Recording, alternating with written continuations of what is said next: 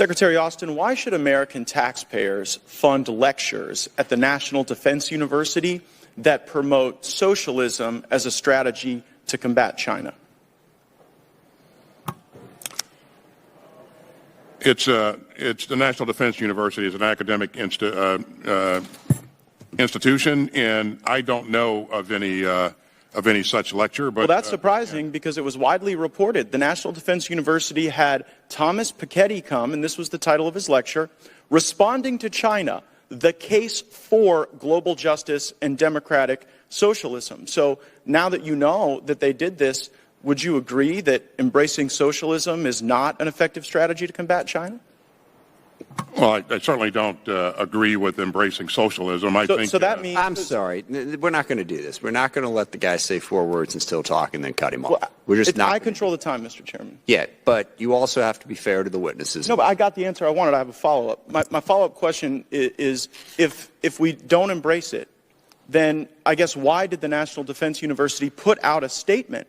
Again, this is funded by U.S. taxpayers, saying in this talk, Mr. Piketty will argue that the right answer lies in ending Western arrogance and promoting a new emancipatory and egalitarian horizon on a global scale, a new form of democratic and participatory, ecological, and post-colonial socialism. So why would we invite people we don't agree with to evangelize views and values that we don't share at the National Defense University when we should be learning strategy about how to combat our enemies and make assessments that are accurate? And we do learn a lot about strategy and about the military and about joint force development, and so that is our focus in these institutions.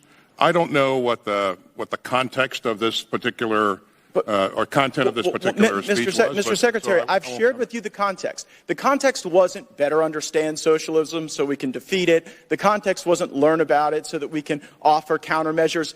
The concept was that it's time for socialism. And the reason I know that's the context is because the lecture was pulled from a book written by Thomas Piketty entitled Time for Socialism. And I just can't help but notice. And so your question was whether or not we... I control the time. Your question You guys have been blowing a lot of calls socialism. lately on The matters answer of is no. strategy, Mr. Secretary. You guys told us that Russia couldn't lose. You told us that the Taliban couldn't immediately win. And so I guess I'm wondering, what in the $773 billion that you're requesting today is going to help you make assessments that are accurate in the face of so many blown calls?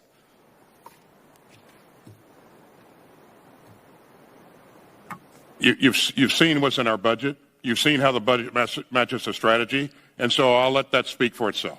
Well, I mean, I've also seen that we're behind, Mr. Secretary. We're behind in hypersonics. We failed to deter Russia. Last year, so what do you mean we're behind in hypersonics? How do you? Okay, who's ahead in hypersonics? How do you make that assessment? I don't know. I make that assessment because China is fielding hypersonic weapon systems and we are still developing them. I make that assessment because Russia actually used one. By the way, your own people brief us that we are behind and that China is winning. Are you aware of the briefings we get on hypersonics? I am certainly aware of briefings that we provide to Congress. But it's not just the hypersonics. It's all over the world. It's in Taiwan, where China last year flew more sorties than ever before. It's North Korea, on pace to shatter prior records, the number of missiles that they are testing. And so while everyone else in the world seems to be developing capabilities and being more strategic, we got time to embrace critical race theory at West Point, to embrace socialism at the National Defense University, to do mandatory pronoun training. Do you assess... You know, it's again, this is the most capable, the most combat-critical force in the world. It has been, and it will be so going forward. Not if we continue down this path. To do that. Not if we embrace socialism. The fact that you're embarrassed by your country. No. I'm embarrassed by your leadership. I am not embarrassed for my country. I wish we were not losing to China. I wish we were. You know what? That is so disgraceful that you would sit here and conflate your failures with the failures of the uniformed service members. You guys said that Russia would overrun Ukraine in 36 days. You said that the Taliban would be kept at bay for months. You totally blew those calls. And maybe we would be better at them if the National Defense University actually worked a little more on strategy and a little less on wokeism. Has it occurred to you that Russia has not overrun Ukraine because of what we've done and our allies have done? But that was Have baked you into ever your even thought flawed about that? assessment. That was baked into your flawed assessment. And so I saw that the Obama administration fact that we tried helped to the destroy Ukrainians our was a military flawed by assessment? starving it of resources, and it seems the Biden administration is trying to destroy our military by force-feeding it wokeism. I yield back.